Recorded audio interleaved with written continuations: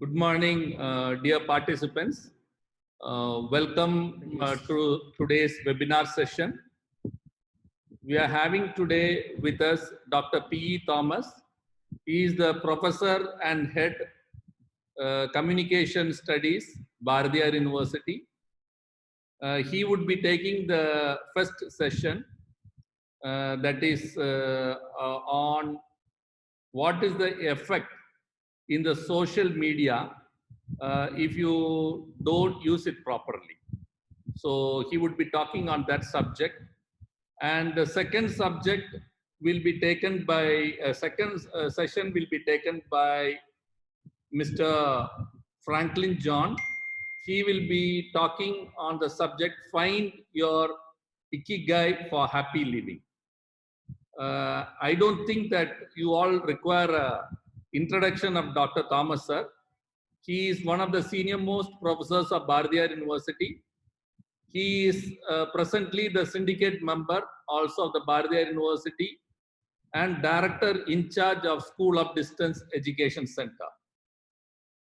He is one of the architects who formed the Department of Communications and Media Studies in Bardiyar University. He is talking actually today, this particular topic gains a lot of importance because this information on social media is one of the biggest concerns today. Even you can find a lot of defamation cases filed by the government, filed by individuals, because there are wrong postings given in the social media. So as teachers, we have a lot of responsibility in talking to our students, telling our students and telling our colleagues that disinformation in social media is a very serious offense. I think now it attracts also criminal action, and if they are found guilty, they would be even facing the jail sentence. So we are having a very important topic. So I would request all the teachers also to give their best attention towards it. As usual, after this first session, the second session will be taken by Dr. Franklin John, principal of CMS Institute of Management. I would just like to tell participants that there is a delay in giving the certificates as we are undergoing a different process of issuing certificates. Maybe from today onwards, we would be getting all the e-certificates. Whatever has been left out also, you will start receiving it. And I would now request Dr. P. Thomas, syndicate member, Bardiyar University, and professor and head communication and media studies of Bardiyar University to take over the session. Over to Thomas, sir. Good morning to all of you. I'm thankful to Dr. Ajit for his generous words. So since I got to know him, we've been having a very close-knit relationship, both academically and professionally. And I'm happy that he has a big role to play in the coming together of all the colleges, especially the self-financing colleges. So this is my privilege and honor to be a part of this webinar, the 11th day webinar organized by ACE FAMSM, which I'm sure will go a long way, considering the fact that we have to take it to the future. All our classroom sessions might begin in the future in the same manner. And I think this is a good initiative that the association has taken. Respected principals of all colleges, members of faculty, and my dear friends. I'm dealing with a very delicate topic, which is one of the most sought after in the social media domains, because media is highly overwhelming, especially in a context of COVID. And all of us are highly dependent, and in fact, too much of attention is being given to the media at this point in time because we are dependent on every single piece of information that comes to us. So disinformation is not new to us. Right from the days of propaganda during the First World War and the Second World War, this has been a part and parcel of the system. But today, it is overwhelmingly spreading around us. We are embedded within it. So, friends, before I get started with the session, I'd like you to see a small clipping of video, hardly a minute and a half.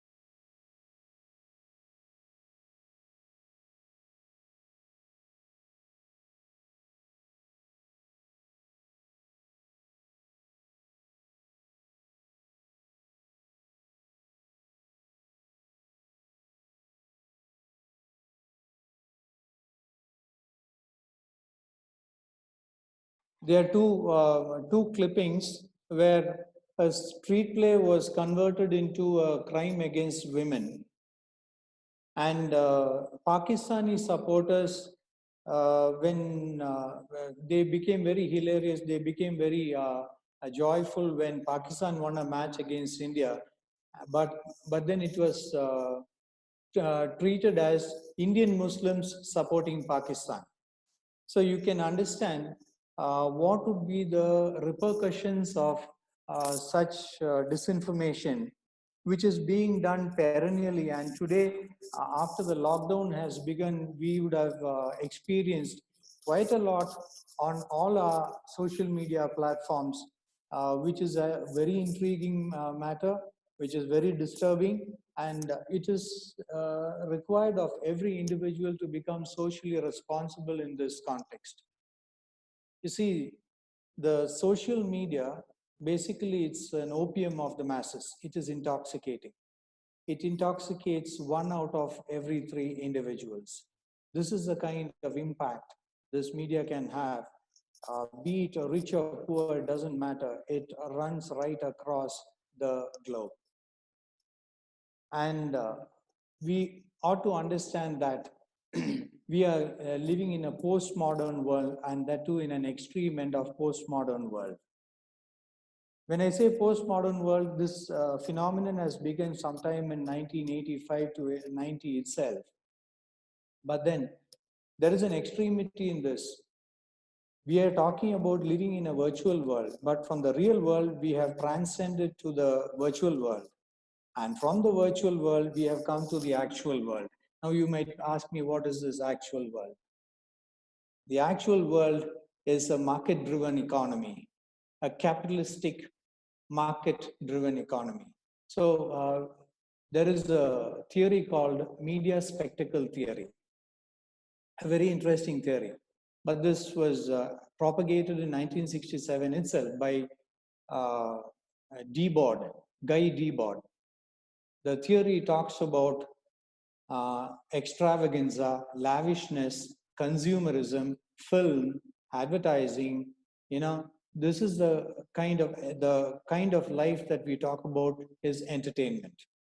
So we are going through that process in today's scenario, and he called it a media spectacle theory because all of us, instead of remaining as audiences, we have become spectators to media through the eyes of the media. We have become spectacles.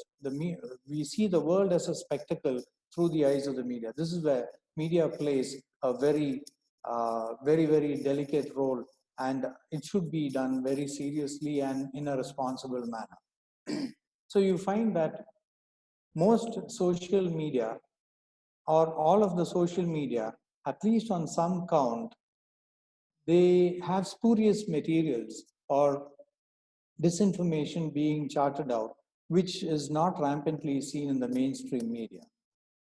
It can be very difficult for us to handle a system like that, especially when such most of the youngsters are tagged on to this. You will see here three clippings, three headlines. Google pledges $300 million to clean up false news. Imagine the kind of money that goes into creating a solution for a man-made problem. This money, if it had been used for developmental purposes, you can imagine how many people would have benefited, but that's not the case. The second one talks about communal rumors, a Boone study, which talks about the heightening of communal rumors. Now, this is where the rift between communities come in.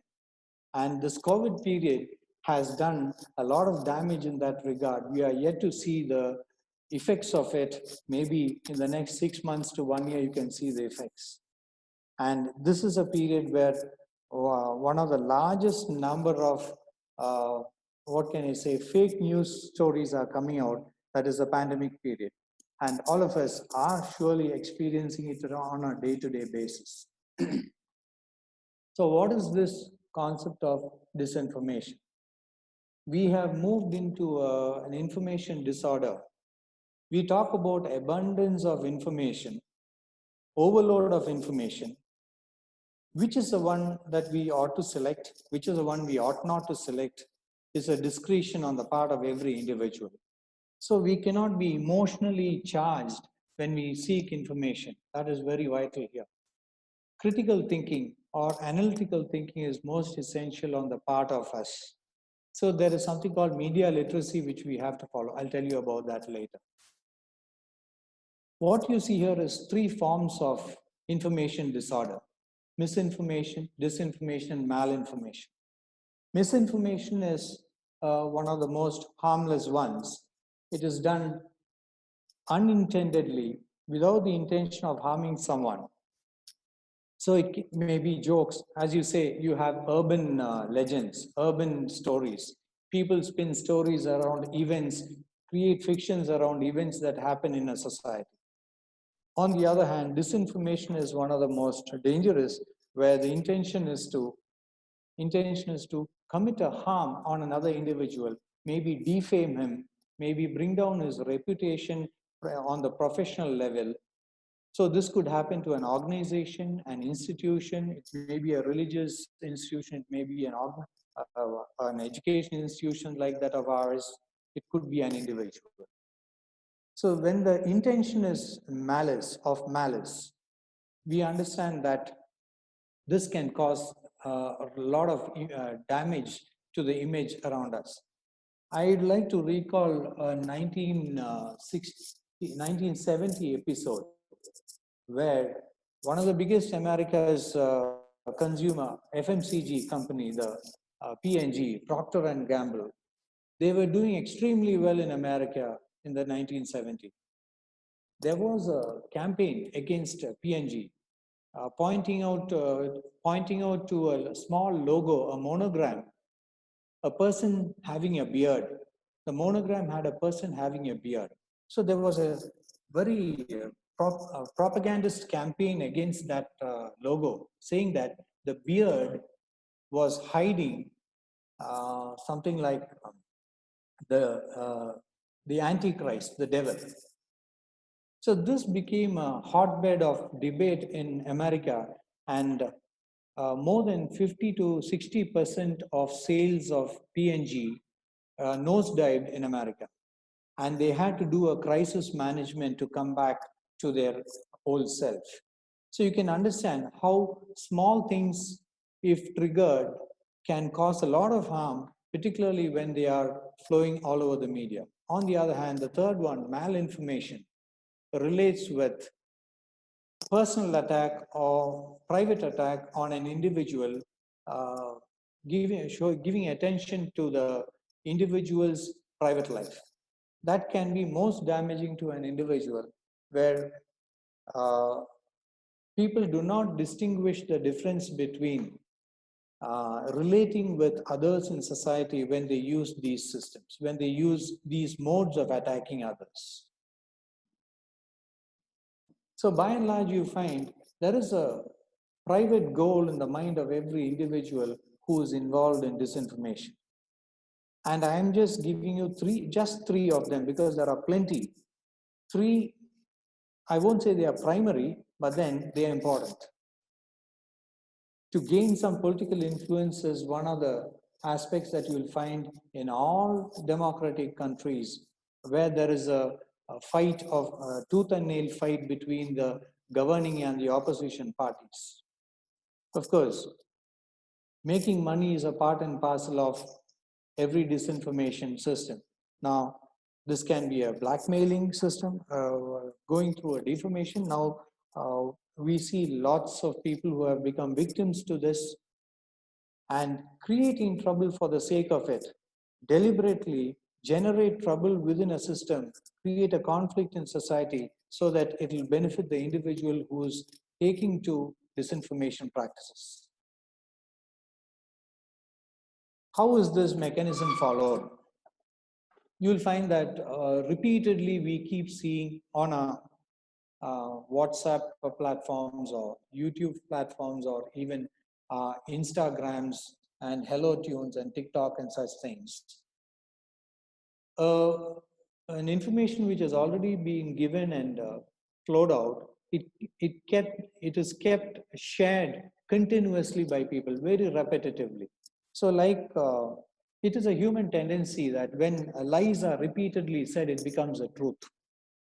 That's what we figure out here. And when repeatedly people see the same thing, they are reinforced with the idea that it could be the truth. On the other hand, driving through or wedging through the groups of people who are involved on social media. So catching the network of networks, giving an idea that this is actually the truth, this is not disinformation, people tend to believe. So it is it should be the ultimate objective of every individual to think twice before he actually begins to share any details online. And you'll find memes are beginning to play a very pivotal role in taking forward disinformation. We see memes for the sake of entertainment, for the sake of individual pleasures, for the sake of having a collective fun. But you know, very serious things have happened using memes. The 1917 elections of Trump itself is a success created through memes. I read this in the Scientific American Journal, a specific study which related with the 2016-17 elections of United States of America. And it is a meme culture that actually catapulted Donald Trump to the position. And we are going to see something more in this November onwards when the elections are back. More memes are going to play a role in the decisive electorate of the United States of America. Wait for it until November. So what is that disinformation can create in our system, in our society? There's a huge rise in intolerance. Why do we call it intolerance? We don't want a neighbor of ours to do better than us. The moment somebody sits next to us, we become jittery. We think he's going to take my space.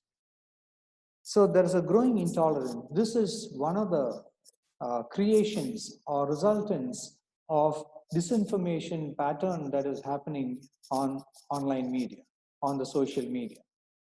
When I say intolerance, I'm reminded of the Information Technology Act of 2000, 2008, and 2015, where Section 66A, which used to be a big threat to all individuals who had the slightest, at the slightest message that they posted online, they could have been arrested. And in 2015, the Supreme Court repealed the act, saying that it was completely against Article 19.1 and Article 19.2 of the Indian Constitution, which ensures freedom of speech and expression. So this conflict happened only when social media came up, and the Section 66A was repealed. However, you'll find that very recently, just last month, one online media, mainstream online media journalist was arrested in Coimbatore simply because he posted something on the powers that be. So in discrete manner, this section continues to be used and nobody questions that. The police continue to use the 66A as an act of defiance against the governance.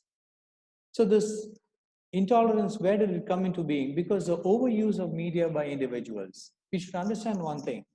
The mainstream media have people sitting at desks as editors. They play responsible roles, at least to a large extent. On the other hand, this is citizen journalism, which has gone into the palm top of every individual, and anybody gives any information, it has no editing, it has no control. So that's where it is one of the factors that has led to intolerance in society. And obviously, when you ask somebody which media is credible, you'll say the newspaper is much more credible than the television, or the television is much more credible than the social medium. And you know that, all of us know that the social media have been notorious for giving us distrustful messages, disinformation, or fake news. And it is understood that the distrust is so high that it is considered next to the cyber crimes that is happening online. We are going through the dark days of the information age. I would say information age always had this fear in the theoreticians have talked about the fears of cyber crimes, which they called as white collar crimes. What are these white collar crimes? People sitting with highly educated people, rich people, sitting behind the desks, using the platform for committing crimes. Instead of breaking open into somebody's home, you break open into somebody's bank account. So this white collar crimes is shaping up to become highly professionally performed on the planet today. So are we in any way guaranteed of the preservation of our wealth, the preservation of our reputation, and so on? It is something to be debated. So this is where when disinformation continuously happens, many conspiracy theories come up. And you know that the best example I would seek here is the conflicts between India and Pakistan, be it the Kargil conflict, the Uri attack, or the Pulwama strikes, during all these three attacks, you would have found a lot of conspiracies getting generated. And invariably, as Indians, we start hating Pakistan, and Pakistanis hate Indians. For all we know, that both the sides, the people may be gems, but then the situation is such that we tend to hate them and they hate us in turn because of these conspiracy theories. This is purely on the basis of disinformation that is carried out on a regular scale at the political level. And another consequence or repercussion that we have got to see is very, very recent during the COVID, which we are experiencing right now. Suddenly, lots of physicians and doctors and quacks have come up, everybody giving us a cure for cure against the coronavirus, hyping up the information. I happen to see an information on a Chinese military doctor who has written a very, very convincing article. I read the article in total, about running to around 12 pages. Anybody who reads that would believe that China has been involved in a man-made episode around the world, or they have created themselves, they have taken themselves into operating on a bio-war level, which is quite disturbing to all of us. And if you read that article, it's completely convincing. But yet the debate is on, whether it was man-made or natural or from animals. This debate is on until and unless somebody comes out with the truth very, very transparently. So there is a kind of polarization, division that is happening between us, and new media or the social platforms have been playing very, very important roles to carry out this message, to carry out this act. It doesn't stop there. The consequences don't stop there. Communities start hating themselves. If you see the bottom of this, you have a visual where a fake news was floated, which shows that Christian groups forcefully entered a temple in Madurai. An absolute fake news. So this is another work that is carried out by surveillance operators in the media world, where they keep looking for fake news and stamp it or tag it as fake news so that it will cause less harm to the society. This is taking every media organization a toll on its time and energy and money. And you know, propaganda is not a new element, never a new element. This has been there from time immemorial. And this is the most powerful tool today for propaganda. When disinformation is carried out very easily, obviously, propaganda will become a part and parcel of the system. And social media is considered to be the most powerful as propagandist medium.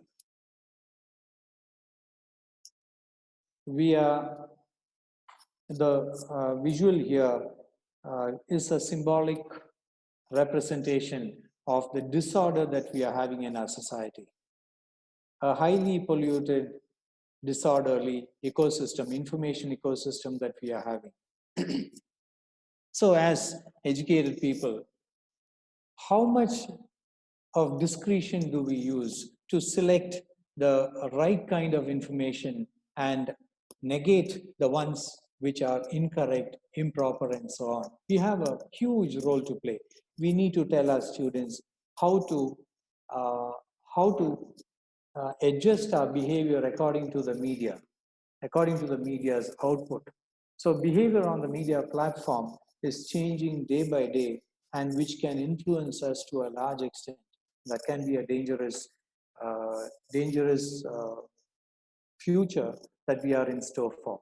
We'll encounter a lot of problems. And it is to be believed that we need to pay a lot of attention to a very, I could say, a system of adjustability within the society. the trust of people, the trust of institutions are being lost. Every now and then during the COVID period itself, you have had a lot of propagations made by the government. To what extent? Some of them we take it with a pinch of salt. Some others we don't care about them because we have rather lost the trust in the system. So is the system at failure or the people who handle the system failing to do so? This is something that we have to take to our consideration. And obviously, today there is we have on a daily basis we listen to people losing their jobs, lakhs and lakhs losing their jobs. So they have to find other means. There's a huge insecurity that is happening, and disinformation is one of the factors that has been responsible for this. The loss of privacy. The social media have entered our bedrooms. What some of these facts which are coming out, facts or fakes which are coming out in the media, not that these never happened 40 or 50 years back, but nobody ever knew it had a privacy. Today, that privacy has been what dismantled. That privacy is squelched, and media is primarily responsible for this. I'll just show you a few things that propaganda can damage. Imagine using the figure, the image of the Prime Minister of this country to announce that there is a complete internet shutdown for a week. The audacity of people who are responsible behind this. There's no point in taking them to task, but then we have to become socially responsible. I told you, propaganda is the key thing that social media are involved in. But we ought to distinguish between propaganda and real news or truth. And if an individual can do this to the Prime Minister of a country, you can just imagine what would happen to common citizens like us. Here's another one where Priyanka Gandhi is shown washing her face, cleansing herself in river Ganges. This is a morphed picture which had a huge take on the social media. And we do not know who did it. That is not the issue. That is not the issue. But there is a clear intention behind the person who has done it. There is a message. It could be a political message. It could be a social message. But anyway, it's not with a very good objective. The dupe of Abhinandan is seen here. The hero of a conflict. We hailed him as a very brave hero.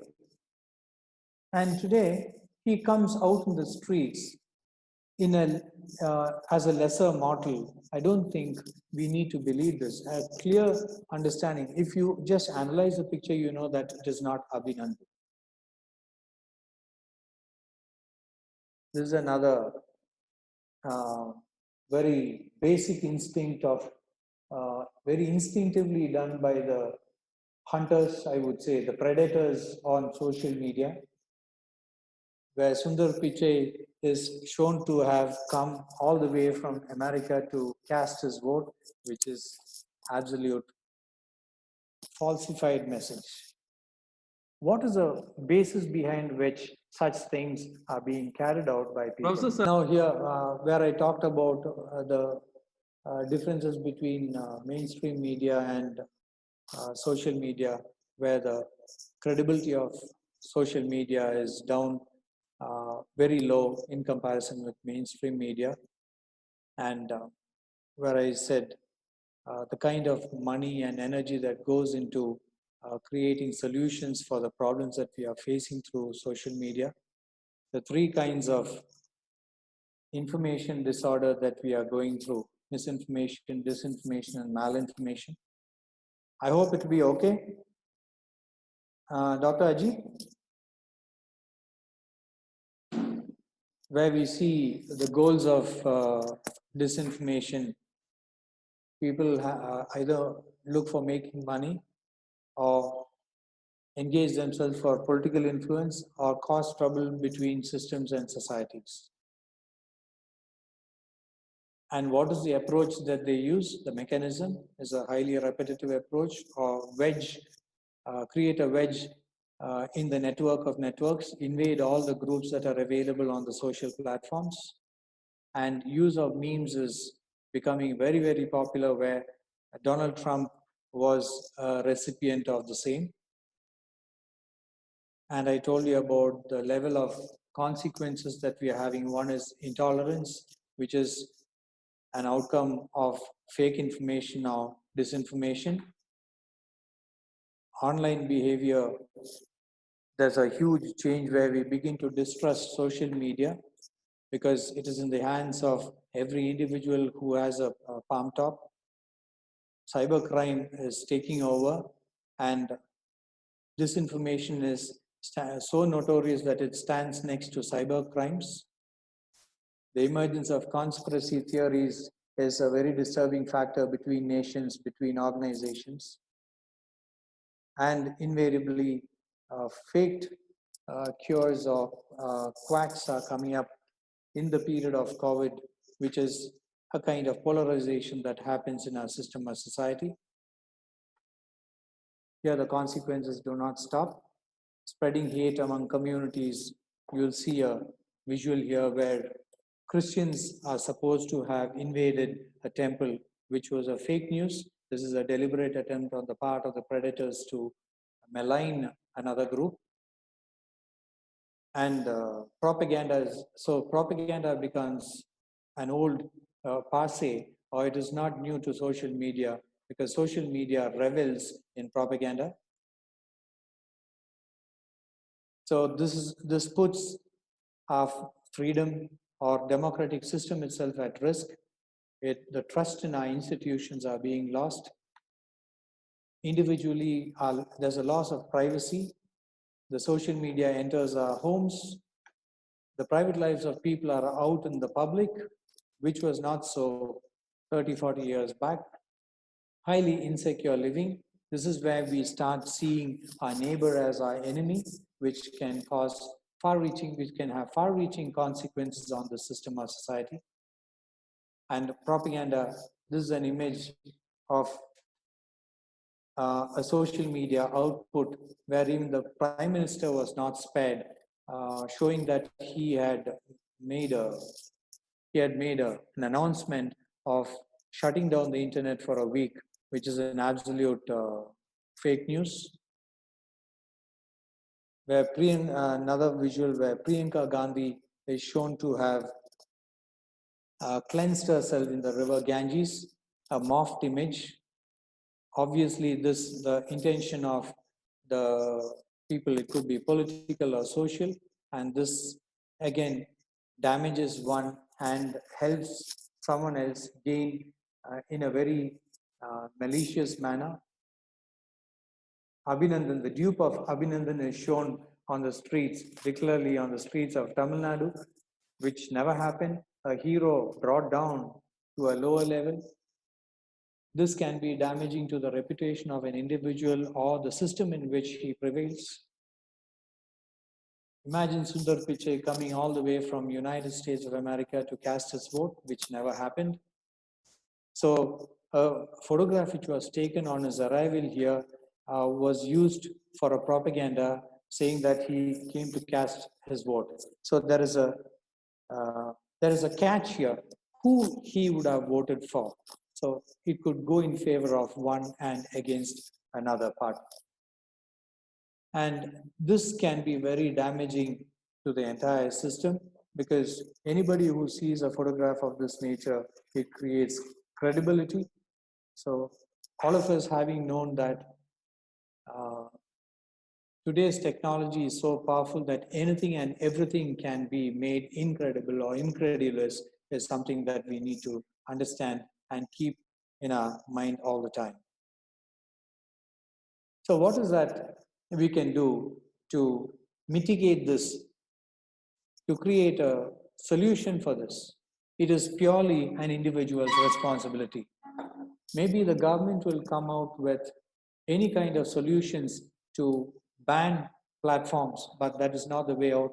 There again, the freedom of speech and expression will be infringed upon, which cannot be so in a democratic system.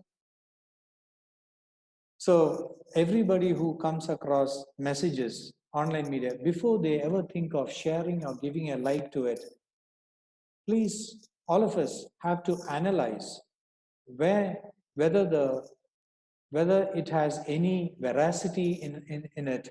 Is it truthful? This is important for us. The originality is to be considered. How will you check the originality? You have to go to the source. Look for multiple sources. When was it created? Because the time of creation is very important. Today, all of us know that a picture or a video that has an image that has been floated 2 years ago gets floated right now to create a different scenario. When the lockdown started, I saw a video of army people walking down the streets of Coimbatore in Sai Baba colony. This actually happened more than 2 years ago when there was a small calamity. The army was walking down the streets to keep peace in the city. But then that same clipping was used for the COVID time, telling people that the army is out to maintain disinhabitation of the streets. I mean, that was ridiculous. The police was always there. So these kind of things, the time of creation is very important. We have to find out when was the original file created and what other accounts are being shared along with it. In which account it is being shared? Why was it shared? Obviously, that is not the only thing. We need to identify the fake news. There are certain methods through which we can identify the fake news. It is laborious. Do we have the patience for it? Is something that we need to understand here. If you look very carefully, the claim made in any fake news, if it has appeared in any press report or any television channel, you can be rest assured that it is true. So searching for the online claim is important on our part. But can we take this trouble? Is something we need the patience.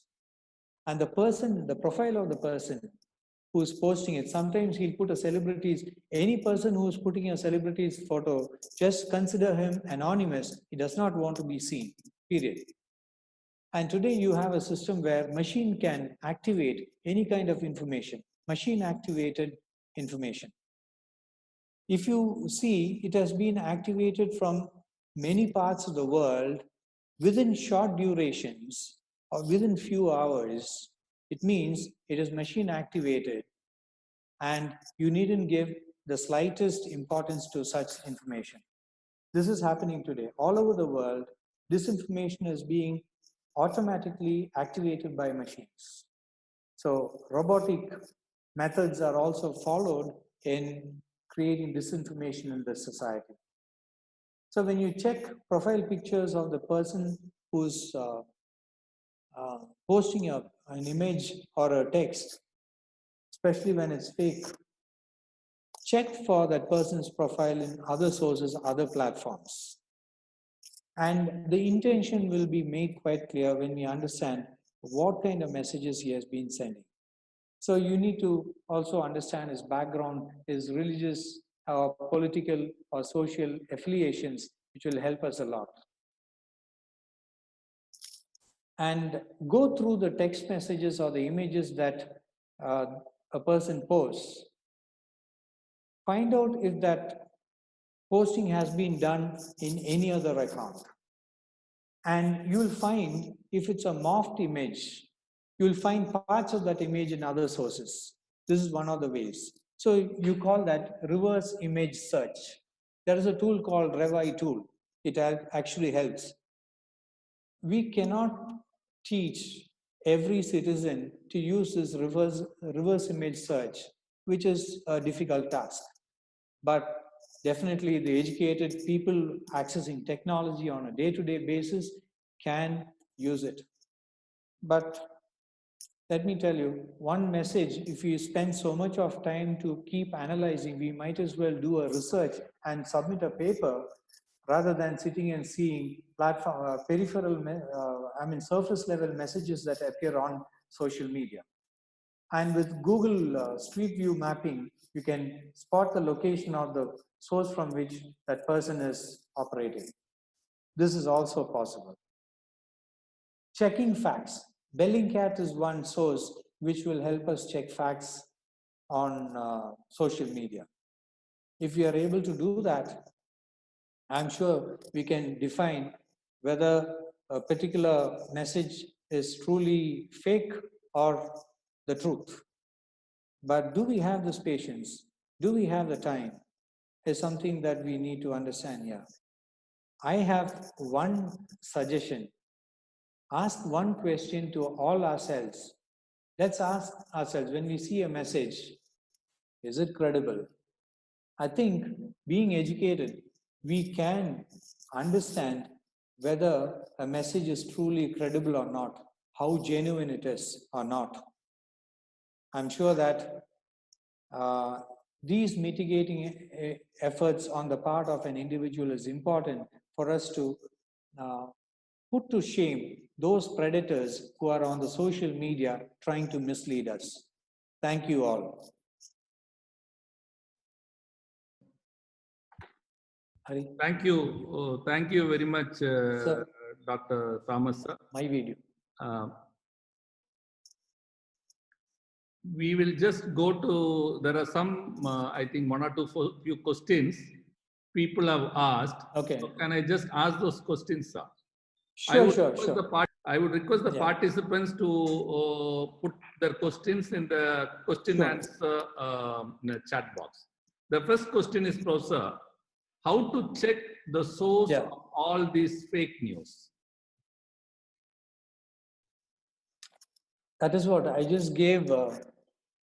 I gave you a fact-checking source called Bellingcat. Okay. In the last but one slide, there's a source called Bellingcat, and that will figure, when you put the fake news on that particular source, it tells us whether there is a genuinity in it. But of course, they cannot convincingly tell us, but we have to use our discretion to find out whether the source is truthful or not. These are just some mitigating measures that the information technology people are coming out with on a day-to-day basis to combat this menace. Thank you, Professor. The next question is, and my suggestion is always check with the mainstream media. You'll get the source. If it is truly a news, it would definitely appear in the mainstream media. Thank you, sir. So the next question is, there are certain questions about individuals being put on the social media. Yes. Whether we could take any specific action against them. No. Libel and defamation has been in existence in the Indian Constitution and the IPC for very long. But imagine how many cases will come up. I still remember Mrs. Gandhi's case against the Indian Express group of newspapers still exists in the Supreme Court. Now, if media or individuals start going to court for every situation, unless there is a fast-track system, I don't think we can solve the problem overnight. But the cyber police will be of great help to us. The cyber police is the best source through whom we can get ourselves mitigated. But we know that being a traditional society, especially when something happens to the women folk of our society, They are very, very sensitive about taking it to the police because it could come out in the media on a larger level and harm the family itself. And hence people keep away. Only when something breaks out, you find that so many. Very recently also, we came across the arrest of an individual who had defamed women to a large extent. So the The next best would question be is, cyber police. the next question is, Yeah. what are the Yeah. legal checks against wrong information? Yeah. This is by Dr. Renu Thomas, principal of KPS College, Kotagiri. Yeah, I just said that we have the law of defamation. The law of defamation, this prevails has two factors, libel and slander. Slander is the verbally spoken defamation. Libel is in the print form. So there is a criminal case will not happen initially, but only a civil case will be taken up. But if the matter is of a very serious consequence, a criminal case can be taken up against the publishing organization or the social media platform. But I'm sure that if a person initiates this defamation, it is not going to stop. I'm sure that the number of judges and courts that we require would be in lakhs and not just a few hundreds. So the next question is from Dr. AGV Narayanan. He is the principal of Media Academy of Managerial Excellence. Okay. Dear sir, excellent presentation, thanks. There are intended messages to tarnish the image of popular brands on social media. Is there any software to take care on online reputation management? See, I'm just coming to the Copyright Act. You would have known that there was a toothpaste called Babool. Babool toothpaste used the same logo style as that of Colgate. After 12 years of legal battle, Colgate won the battle. They were given huge sums of money. But then, imagine that kind of time, energy, and resources that are spent on this. So brands have to take up against their competitors. That is why today, patent is one aspect. Number two, Copyright Act. These can become in a combined fashion used by organizations. Patent is one, copyright is another. Thank you, Thomas, sir, for your very inspiring session. And out of all these sessions, this was a very different session where we were talking outside academics. We could also look at whether we could introduce this one subject in the foundation course or somewhere where we are able to also tell our students about this menace. This can be discussed at the university level and can be added in the syllabus, because this is going to be a very, very important thing, because digital media is going to play a major role in the years to come, sir. There's one more. Definitely. Yes, sir. So I think these are the questions which have been asked, sir. Thank you very much, sir, for your time and for sharing your valuable experience with us and some valuable ideas with us, sir. Thank you very much, sir. Thank you. Thank you so much. I would now go to the second session of Dr. Franklin John. He is the principal of CMS Institute of Management, Coimbatore. He is going to talk about Ikigai in happy living. So this is also a very interesting topic to enable our teachers to have a happy living, and which they can pass it on to their student community also.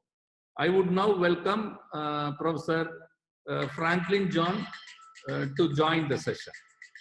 Over to Franklin, sir.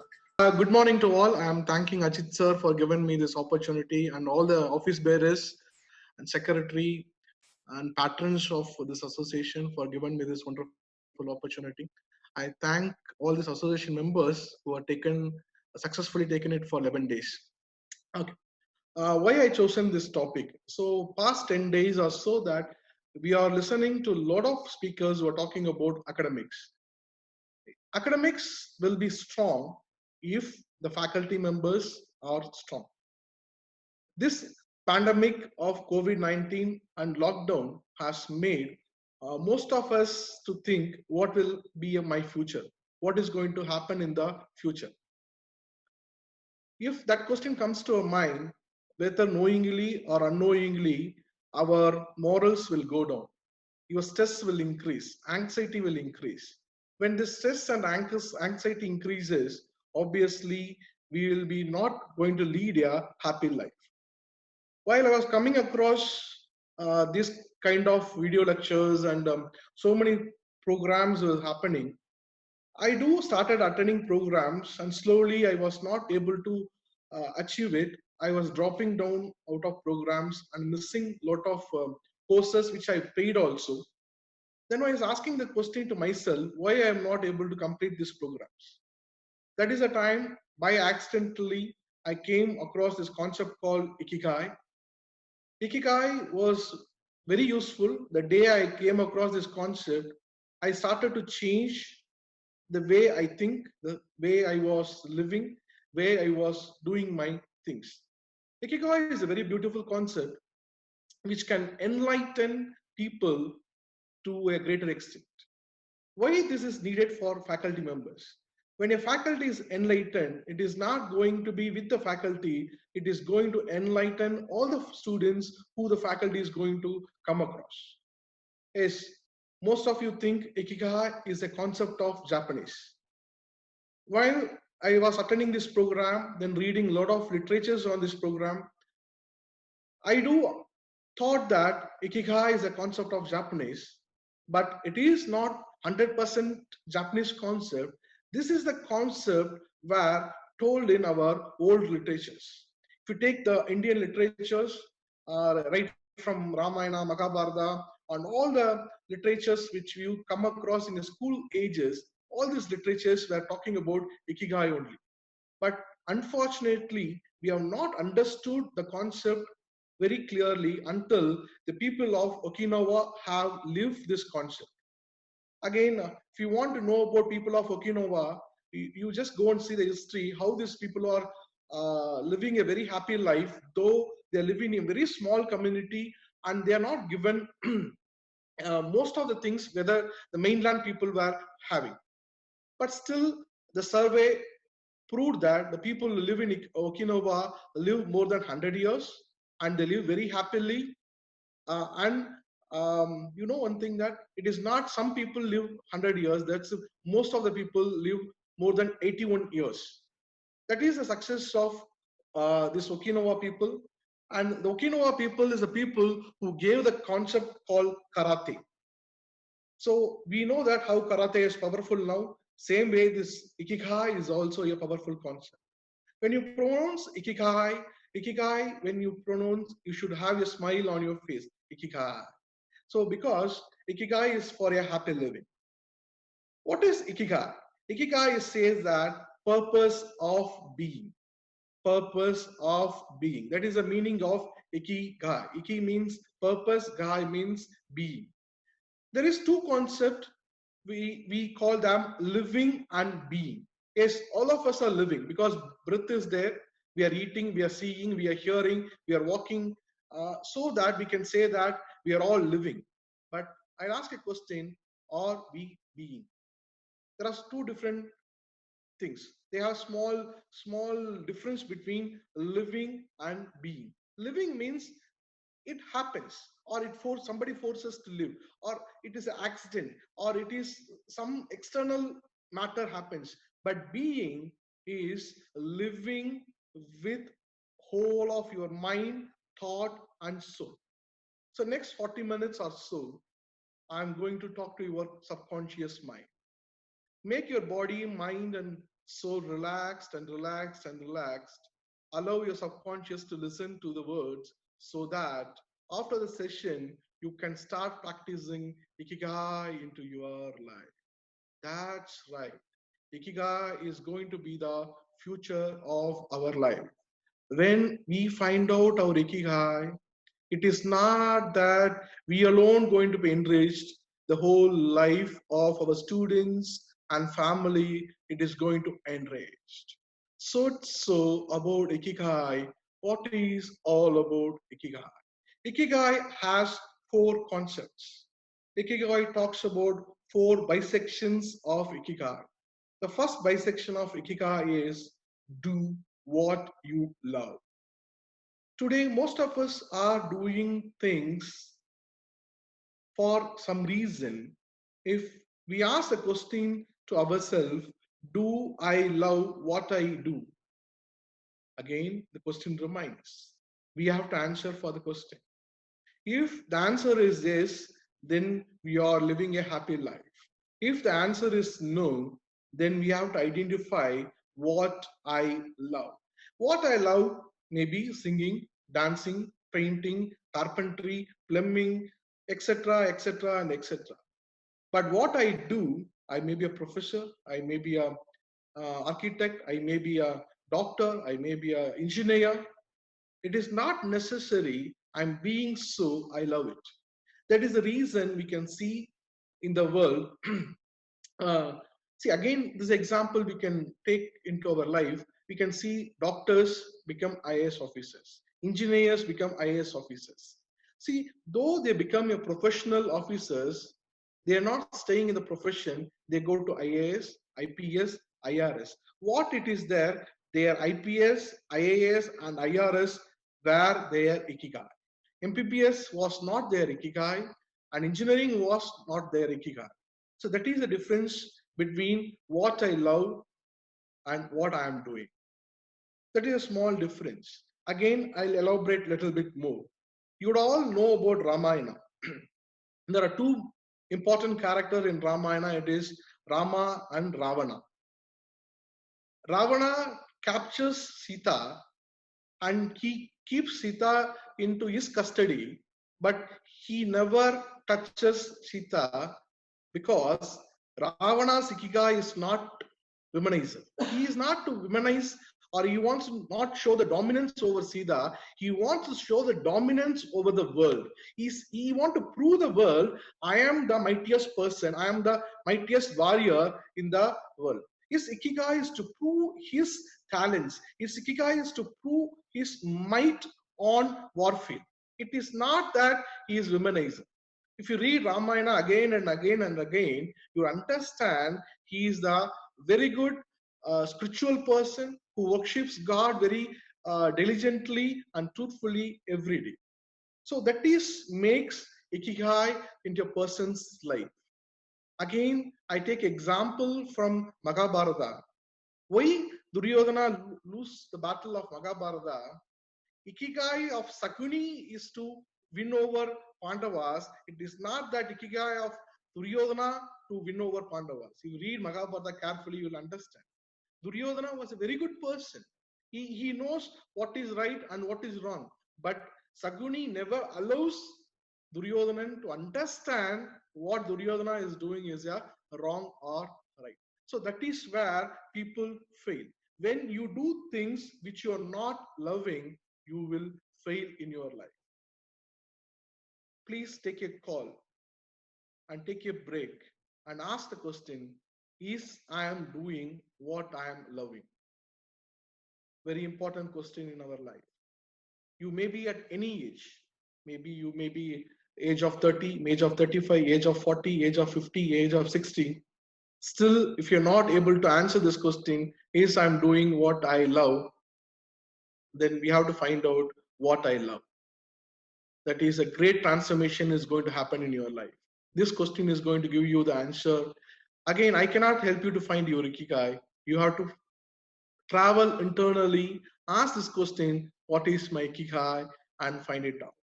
The second concept of Ikigai talks about, do I good at what I love? Do I good at what I love? I love dancing. If I dance, how it look like? Because I should ask myself, do I have the necessary skills? Do I have the necessary talent? Do I have the necessary art to exhibit or showcase my talent of what I love? This can be enriched. See, first thing, you should understand what you love. Second thing, you should understand, do I have the necessary skills which help us to practice what I love? If I love carpentry, I can learn carpentry. If I love engineering, I can learn engineering. If I love painting, I can learn painting. So without learning, I should not attempt to do it. If I do it, what happens? It is going to be give me a result which is not going to help me in a greater extent. Whenever you take the warfield of Mahabharata, people at both the sides are mighty warriors. Both of them have the skill to war. They are masters on their equipments which they handle. But still, only one person wins because the skill is not only how to operate, when to operate. When I ask you the question, are you good at it? It is not. See, if somebody asks you that, are you a good speaker? Yes, I'm a good speaker when I can understand the pulse of my audience. I can understand the body language of my audience. If I'm a good trainer, again, the answer depends. I'll become a good trainer when I can understand, is my training making any positive effects on my trainees? The very important question is, I'm a good teacher. Again, the answer, how many of your student comes back to you after the course is over and say that I am today like this only because of you? That is the skill is needed for exhibit what you love to do in your life. Loving is one side and doing is other side. All I love cannot be done by me because I may not be having the skill set. But we can learn the skills, we can enrich ourselves on the skill set which I love to do in my life. Just imagine how beautiful it will be. I'm doing what I love to do. Again, I just recall the movie called Nanbargal. In what happens there? One of the character wants to become a photographer, wildlife photographer. He'll be forced to do engineering degree. He also does the engineering degree, but he was not having satisfaction. In one of the dialogue, he tells to his father, obviously I may not be earning good money, but I'll be happy. That is the importance of Ikigai. See, you may not be earning money ritually, but you will be having a happy life. The third important concept of Ikigai is that is world needs what I love to do and what I good at do. Is the world needs what I love to do and what I am good at doing.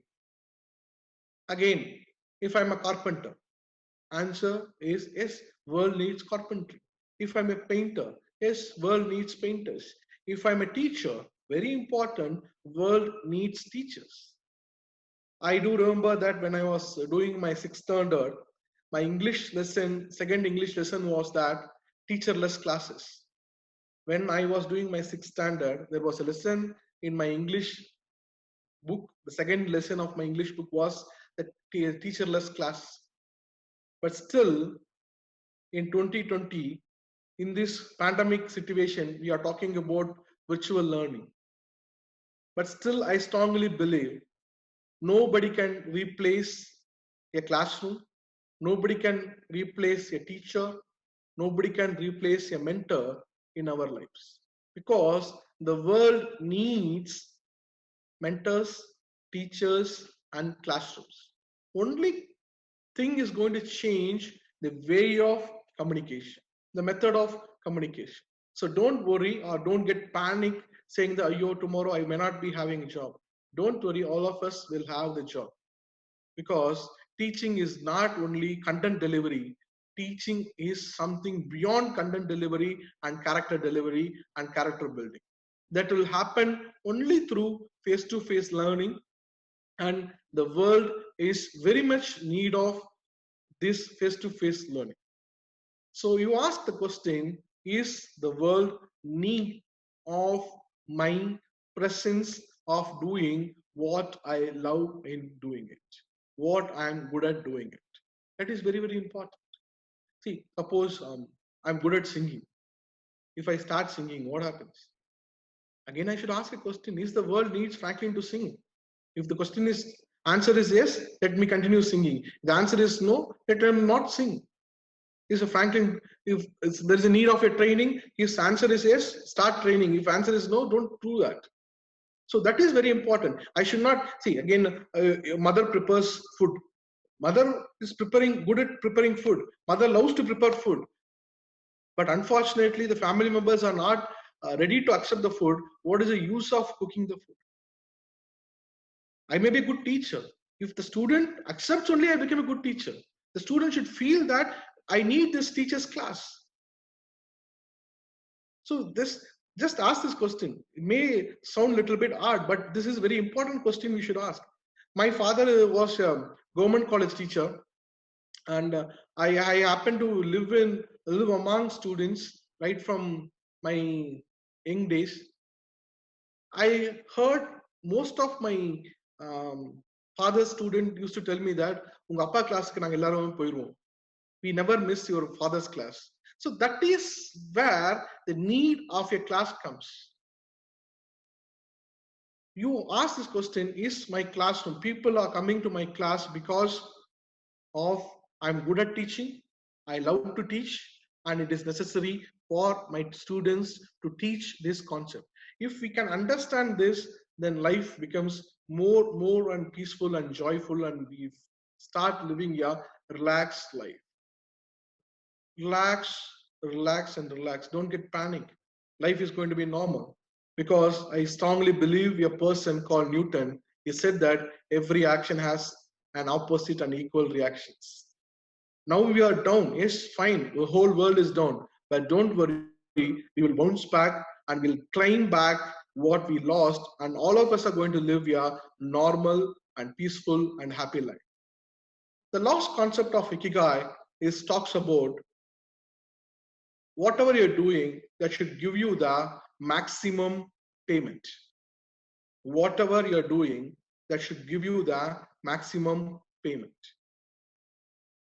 Sir, you said that money is not mandatory. Now you're saying about payment. Payment is not monetary. It is not always money. Sometimes may be a blessing. Sometimes it may be a pride. Sometimes it may be a honor. Sometimes it may be a want of people. Somebody, it is a fame. It is not always money. But don't think that money only always gives you as a payment. Payment has a different methodology. Again, you listen to Krishna when he talks to about Arjuna in the war field. Arjuna will tell how I'll put my arrow. All the people who are standing in front of me are my relatives. He is my guru. He is my uncle. He is my grandfather. He says that you come for the war field. You are come here for a purpose. You are come here to deliver something for the betterment of making the good exist. So never think anything else. Be clear on what you're supposed to execute. And more than that, a question is asked to Krishna, who are you? Arjuna asked a question to Krishna, who are you? Krishna answers very beautifully. In this war field, if there is a super horse, the horse which can run faster or withstand for a very tough conditions, I am the horse. If in the battlefield there is an elephant which is standing until the end, I am the elephant. If it is a forest, if there is an animal is so powerful and the powerful animal is there, I am the animal lion. If somebody is doing the good, I am the good. If somebody is very peaceful for somebody, I am the peaceful personality. So it is not the answer of Krishna. Here, each and every one of us are Krishna. We are supposed to be good at what we do in our day-to-day life. That is the answer Krishna gives to Arjuna. There, Krishna represents each and every one of us as the symbolic meaning. If somebody asks you the question, who you are, what will be your answer? We are supposed to able to understand the answer. Please give a thought over this, who you are. If we can understand who you are, your life will be more beautiful and happy. To understand who you are, the Ikigai gives us 4 principles.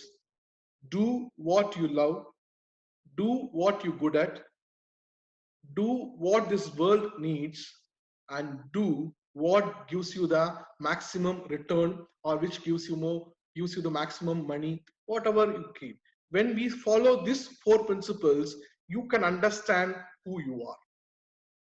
Again, furthermore, Ikigai talks about passion, mission, profession, and vocation.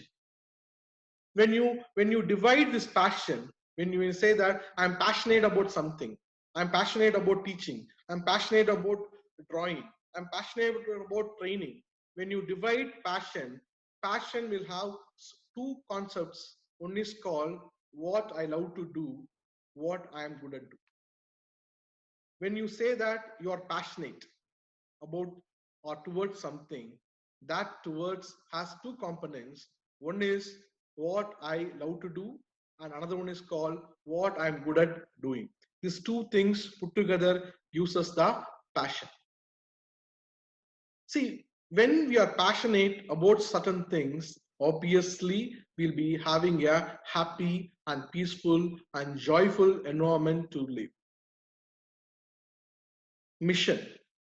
Again, if you divide mission into 2 subsets, the mission is a byproduct of what I am good at and what the world is need.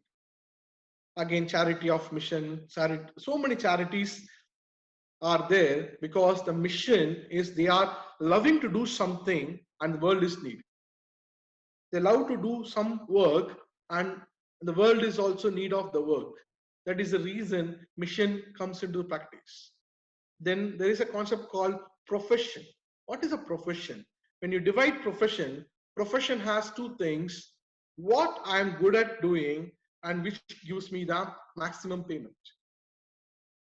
Profession has 2 components. What I'm good at and which can give me the maximum return, gives me my profession. And the last one is called vocation. What is vocation? Vocation is nothing but what the world needs and what I get the maximum return. Here your entrepreneurs comes into a major role. What the world needs and what gives me the maximum return becomes your vocation. So these are the 8 subclasses of Ikigai. When I talk about money, people think that making money is a crime or you should not make. See, just tell me that the world's richest money-making institutions are religion. No religion is talking against making money. Religion is talking against only greediness. Religion is talking only about jealousy. Never or no religion talks about, whether it's Hinduism or Islamism or Christianism, they never talks against money making. They're talking against money keeping. When you make money, you should be able to spend the money also, because you should need a occasion to satisfy your Ikigai.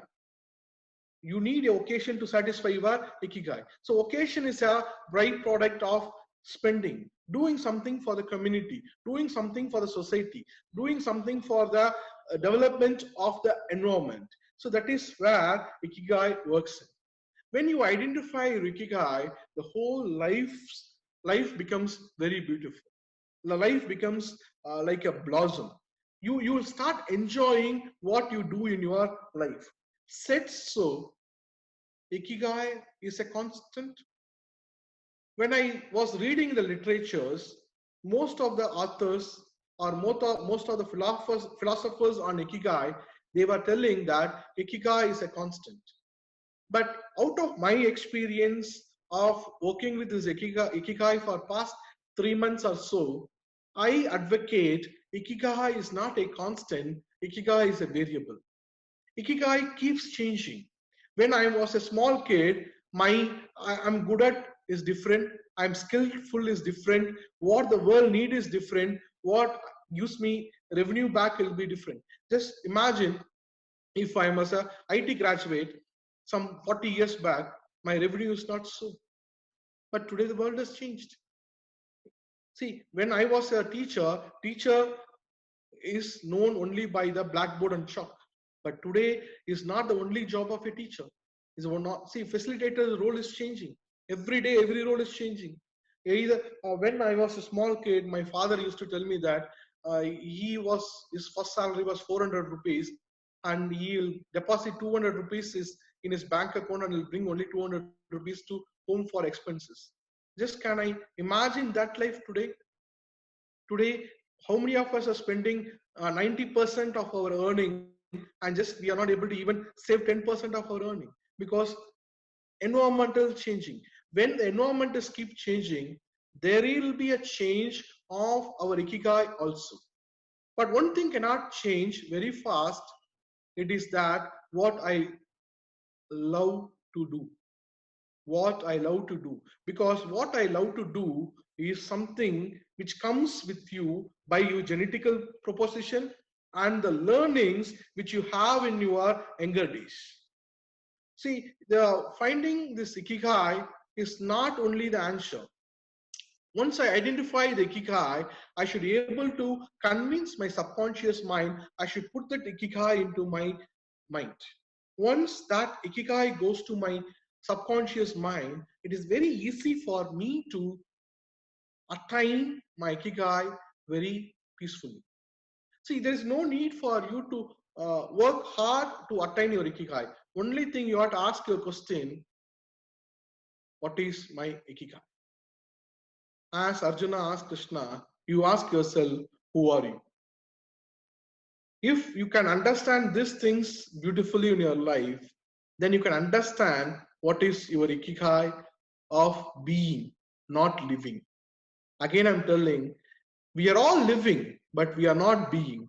If you want to being in your life, then you have to identify what is your Ikigai. Ikigai of Mohandas Karamchand Gandhi is different from Ikigai of Mahatma Gandhi. You just understand. For making it clear, I'm just giving this example. Mohandas Karamchand Gandhi was an advocate. His Ikigai was different. But when he becomes Mahatma, his Ikigai was totally different. That is the reason I said Ikigai is a variable. When he was a prince, his Ikigai was different. When he became Buddha, his Ikigai was different. When he was not exposed to the practice called Buddhism, Chakravarti's Ashoka's Ikigai was different. After exposed to the methodology of Buddhism, Ashoka's Ikigai is different. Ikigai keep changing once you identify or align the Ikigai to your happy living. You see Ramakrishna Paramahamsa, once he understands what is the Ikigai, he started to live happy life. You take Vivekananda. See, all these people who has identified or understood what is their Ikigai. Before also they are happy. But there was a question again and again coming to their mind, asking, what is my Ikigai?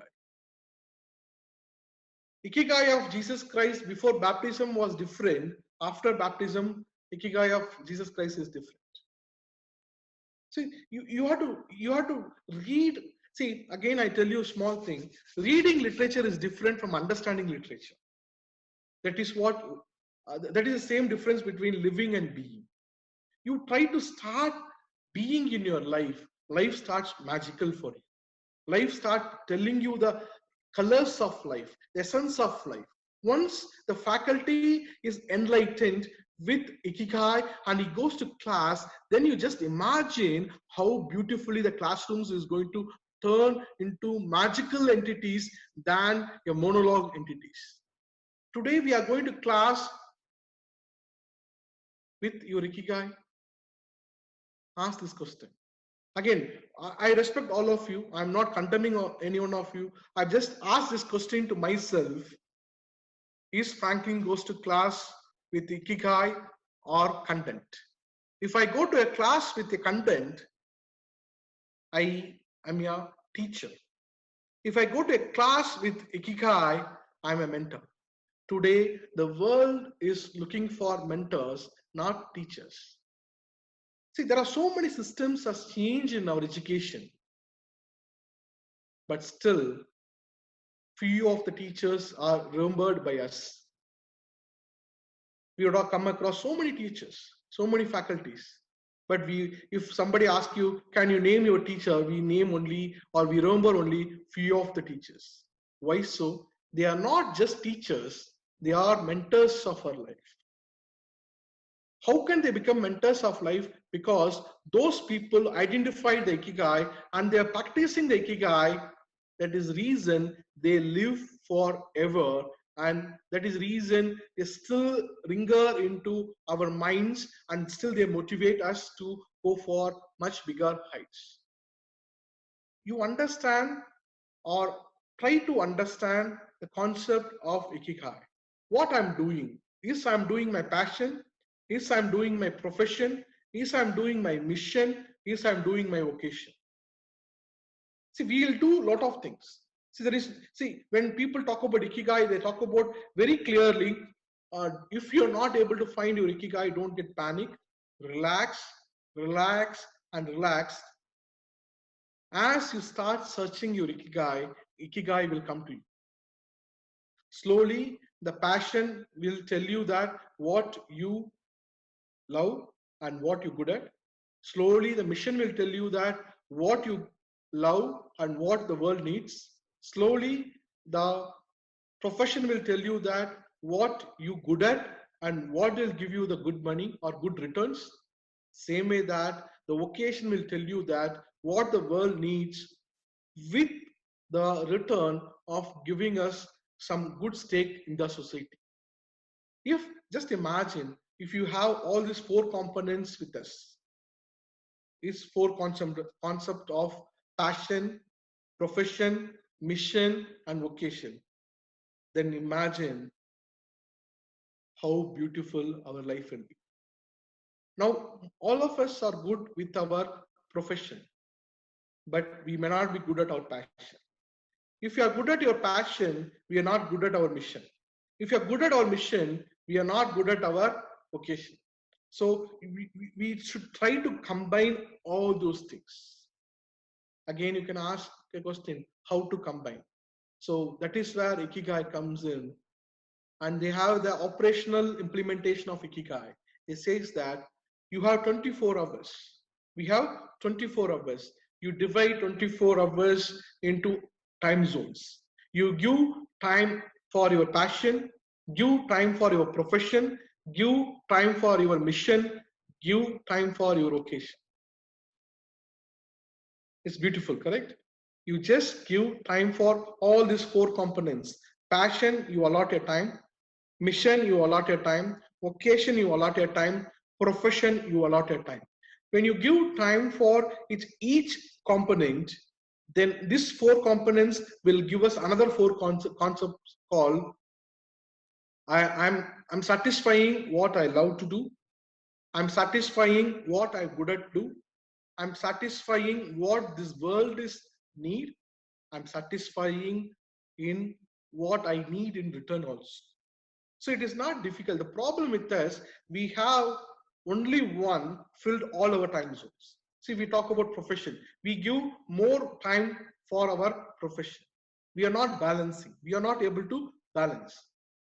As One of the great speaker about Coca-Cola's chairman once told that we are all juggling with different balls.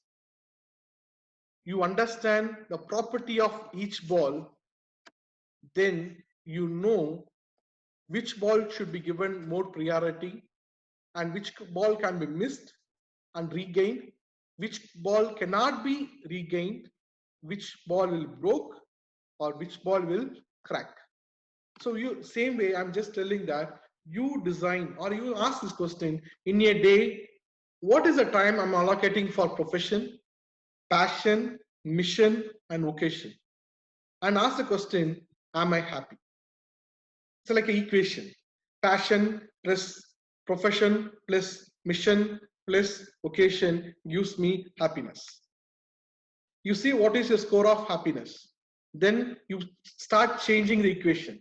Whether you need 3 passion plus 2 mission plus 1 vocation plus 3 profession. I don't know. You check, you ask the question, and you keep altering this equation until you reach your maximum happiness.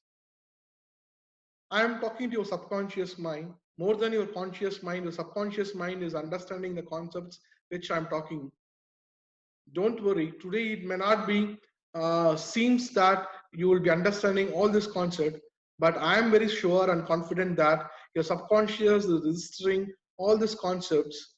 When you need these concepts to be enlightened and practiced in your life on the right time, that will be happened. The right time is very important. Again, I'm telling you example from Mahabharata. Karna is the very good archer. He learns the art of the great archery from Guru Parasuram. But he gives a curse to Karnan, says that you will not get this archery when you need the time. That is the most problem with this. We have the skills, we have a skill set. The problem, we don't get the skill set at right time. Somewhere or other, we are missing the skill set at the right time. So when you find Ikigai, Ikigai is a combination of everything what you need for living your professional life, family life, healthy life, and your spiritual life. Healthy life, family life, spiritual life, and professional life. It gives you the all necessary things of life. Being said, the examples of Ramakrishna Paramahamsa, Buddha, and Vivekananda, I don't want you to become a saint, but you become a good human beings. When I say that we have become a good human beings, when you identify your Ikigai, you will become a good human being. Before closing, I want to give you only one statement or only one word. In life, there is no situation is called if at all. In life, there is no situation is given to us is called if at all. For example, I'm going out of my house, suddenly it rains. If I'm telling, if at all I know that rain is going to come, if at all I brought umbrella, I have not got wet. This makes any sense? Correct? It may not make any sense. Same way, don't ever convince yourself if you're losing somewhere or if you're missing something, if you're not happy, never say that if at all I would have done that, this would have happened. If at all is not possible in our life. The second thing, there are two minds we always have. One is called condemning mind, one is called accepting mind. When you practice your Ikigai, condemning mind reduces and accepting mind increases. When I say accepting mind erases the question if at all. Condemning mind creates more opportunity for you to use if at all. If at all never exists, but accepting exists. If I am failing, accept I fail. Then only you know how you should not fail next time. with this, I am closing my session. I pray to God Almighty that all of the teachers will try to identify Ikigai, and next time when they go to the classroom, let them go to the classroom with the Ikigai so that the classroom becomes an enlightened classroom and it is not a monologue. Thank you for this great opportunity, and I pray all of you will become a successful human beings in your life. Thank you.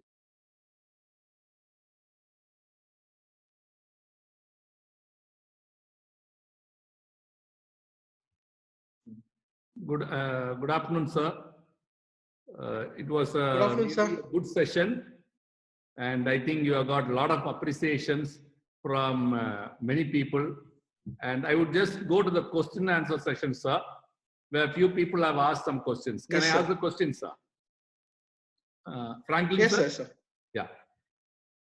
The first question is from Dr. Muthusamy. He is the principal of AVP College, Tirupur. Is there any distinguishability difference between Ikigai and HYGG, Hygge? Difference between Ikigai and Hygge? Yeah. Okay.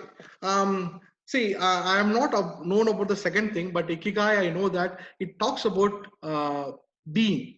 That means that if I'm doing this session, I should do this session with 100% of my conscious mind, subconscious mind, and whole body. See, we talk about the spiritual quotient and the knowledge quotient. What we do when we work with a single quotient. But Ikigai tells about you try to combine both the spiritual quotient and knowledge quotient so that you reach an area called wisdom. When we start working in an area called wisdom, our doing becomes most professionally and happy. I'm not sure about this Igi and that concept. I'm not sure, so I'm not taking that part.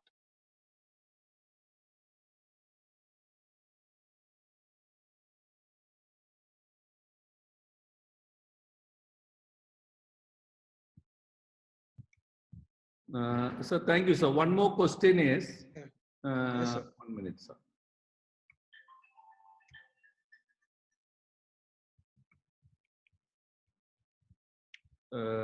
This is Sriram Nandi from DJ Academy, Managerial Science. What is opinion people are unable to find their Ikigai because of lack of skill set or procrastination? You can also see that First question. is skill set, second one. She's from Sri Raman Nidhi from DJ Academy for Managerial Excellence. You can also look at the question answer session, sir. It's there in your chat box. What is the opinion of people are unable to find the Ikigai because of lack of skill set or procrastination? Okay. I believe a concept called every human being is created with the same skill sets, same knowledge, with the same of everything, because God only created all of us. When God creates all of us, God gives us the same kind of thing. I don't find, or there is no meaning that we are not able to find our Ikigai. Only thing, we are not working on it. When I said skill set, a skill set can be learned. If Franklin can find a Ikigai, obviously 100% you also can find your Ikigai, because it is common for every one of us. Only skill set you see. That's why I said that you just make the formula. You understand what is my passion, mission, vocation, and profession, for which you are giving maximum time. Are you happy? If the happiness index is high, then you are Ikigai, you are found your Ikigai. If your happiness index is less, alter the time allocation which you are giving for your profession, passion, mission, and vocation, then obviously you will reach the area called Ikigai. So the next question The is... only thing yes, sir. Yeah, please go ahead. Please go ahead, sir. So the only thing that you should ask repeatedly, who you are. When you ask who you are, you will find. So again, I'm giving. See, Lord Krishna talks in Mahabharata Warfield is that thing that he talks again. When if you read that whole conversation between Krishna and Arjuna, is a conversation between the conscious mind and subconscious mind. The conscious mind is Arjuna and subconscious mind is Krishna. So whenever you have a question or whenever you have a situation, you are not able to solve it, or when you are not able to come out of your depressive stage, only thing you have to do is that you ask the question internally. When you ask this question internally, your subconscious mind has all the answers. You will find all the answers from that place. So the next question is, how to make students to love learning? How to make students to love learning, sir? Okay. Again, you try to understand the purpose of their coming to class. That's why I said, no, when we go to the class with content, the class becomes boring. Go to the class with accelerated ikigai, obviously the class, see, I don't know how many of you believe the aura of human beings. When your aura is vibrant, when you see, you should not see classroom from the student perspective. You try to see the classroom from your perspective. When the faculty goes to the classroom with more motivation, energy, and zeal, obviously the student loves the class. That is what I learned from my father. My father is a teacher for 36 years, still is working. I was more inspired by my father. Again, the person who inspired me most is Dr. Venkatapati sir. See, because they start upgrading, or they never stop upgrading themselves in the area what they work in. So that is where we should learn. See, when a student, your faculty, see, that is why teaching is not, it's given most pride and most honor. Mata, Pita, Guru, Devam. Why they're giving so much honor? The Guru is a person simultaneously answers, handles more than one way.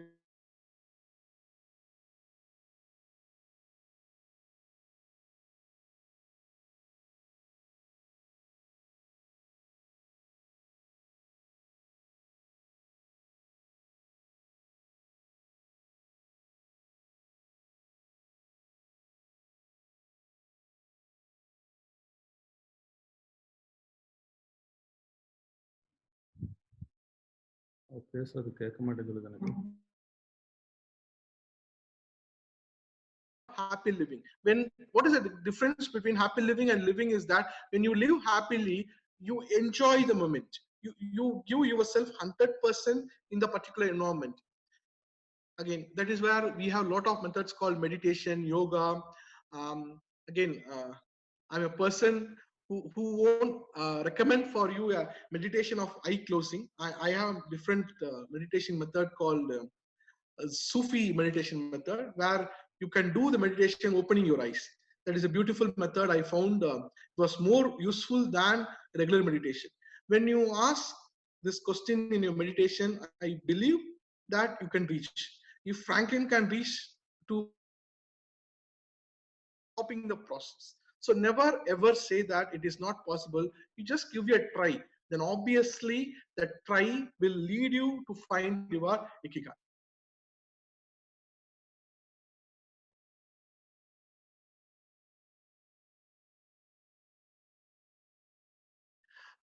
There is a question from Professor Rajendran sir. So I'm not. I said that ikigai looks like a Japanese concept, but actually it was driven from Indian literatures. All our Indian literatures talks about ikigai only, and your yoga, meditation. Again, they help us to reach to our ikigai. Only thing that in meditation or yoga, we are not. They are not bifurcating into your principles of life like passion, profession, mission, and vocation. Ikigai puts it in a smaller form, helps us to understand. That's all. But actually, strongly, I believe that the concept of ikigai is borrowed from India, from our Asian literatures. Again, as there is a saying that karate also is a borrowed concept from India. So maybe I believe that this is also the Ikigai also would have borrowed from India. There is a strong evidence in lot of Indian literatures who talks about our Ikigai. Again, our Thiruvalur also, if you read the Thirukural, lot of Thirukural talks about Ikigai. Whenever you do things with full passion. What it says that learn things without mistakes. Once you learn things, stand according to what is your learning. Today, what we miss in our day-to-day life is that we learn a lot of things, but we won't practice. So the difference between learning and practicing is very, very important. As we start practicing what we learn, again, there is a small difference between knowledge and wisdom. Knowledge and wisdom. All of us have the knowledge, but we do have the wisdom. It's a question mark. So knowledge is not enough. Knowledge has to convert it as a wisdom. Same way, we should able to practice what we doing. It is not only for monetary benefit. It should go beyond the monetary benefit, and it should take us to the next level of achieving for self-good. I believe all the religions, Islamism, Hinduism, Buddhism, Jainism, Sikhism, Christianism, every religion talks a life after death. So we should look into that. So I strongly believe this Ikigai will help us to reach to the next level of human life. Thank you very much for your wonderful session, sir. I think everyone enjoyed hearing from you about the Ikigai of happy living, sir. On behalf of ASFASM and PwC, we thank you, sir, for accepting to be a resource person today, sir. Thank you, sir. Thank you very much for the opportunity. Thank you, sir. Dear participants, tomorrow we are having 3 sessions because tomorrow we are having a inspirational speaker and also a motivational speaker to give us a session on what do you call on a session. The first session will be handled by Dr. N. Jaykumar. He is the professor and head of bioinformatics and member planning board, Bardiyar University. He is going to talk on a very important topic on national and international funding opportunities. Because this is a question generally asked by the teachers: how do we get funds? How do we do projects? And how do we get public funds? So he is going to talk about national and international funding opportunities for our college teachers. The second session will be handled by Dr. K. Ramamurthy. He is the principal of Coimbatore Institute of Management and Technology. He is also the syndicate member of Bardiyar University, Coimbatore. He will be talking on the topic Essentials of Research Proposal. Essentials of Research Proposal. So basically, you have got 2 eminent academicians talking on the research. So the first session will start at 10 o'clock. Generally, we start at 10:30. So tomorrow, the first session will start at 10 o'clock and it will go on till 10:45. Then the second session will start at 10:45 and it will go till 11:30. The third session will be handled by Sri T. Stalin Gunasegaran. You all must have heard about Stalin Gunasegaran. He is the president of Makkal Sindhanai Peravai, Erode. And he is a great motivational speaker. He will be talking on the subject on importance of teachers in nation building. How important are the teachers in nation building? He will start the session at 11:30. His name is T. Stalin Gunasegaran, President, Makkal Sindhanai Peravai, Erode. You can Google and find out about his credentials. So tomorrow we will be having 3 sessions. We have already shared the feedback form. Yeah, we are sharing the feedback form for today's session. And once the feedback form is shared, you can fill the feedback form And as I said, the certificates are getting ready. There was some glitch in between. We have sorted it out. Today onwards, all the people who have attended the sessions from 13th will get the e-certificates. So I request all the participants to stay online till we share the Google form to you. Thank you everyone, and hope to see you all tomorrow. Please tell your friends about the 2 sessions tomorrow. First is about the funding opportunities in India and abroad. Second is about the proposals. And third is by Dr. Stalin Gunasegaran. He is a great writer and a thinker who will be sharing about the teacher's responsibility in nation building. Thank you everyone. Thank you.